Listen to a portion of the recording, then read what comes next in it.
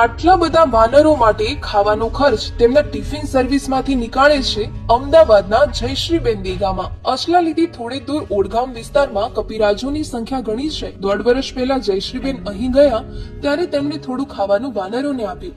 વાનરોનો તેમના પ્રત્યેનો લગાવ જોઈને તેમણે પતિને કહ્યું, મારે દરરોજ અહીં આવીને આ વાનરોને જમવાનું આપવું છે.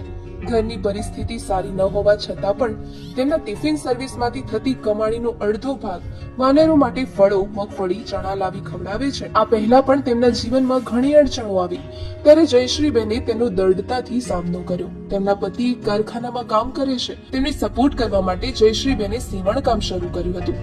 પણ તેમાં એક ઓપરેશન કરાવ્યું ત્યારે તેઓ લાંબો સમય બેસી શકે તેવી હાલતમાં ન હોવા છતાં જયશ્રીબેને હિંમત હાર્યા વિના ઘરે ટિફિન સર્વિસ ચાલુ કર્યું અને તેમના બંને બાળકોને ભણાવી રહ્યા છે. તેમના પાછળ જ મહેનત કરી રહ્યા છે, પરંતુ સાથે સાથે તેઓ અબોલ પ્રાણીઓને ખવડાવી પોતાની ખુશી શોધી લે છે.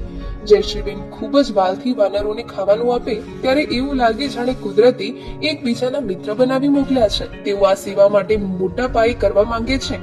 તમે તેમને કોઈ પણ રીતે મદદ કરી આ સેવાના ભાગીદાર બની શકો છો.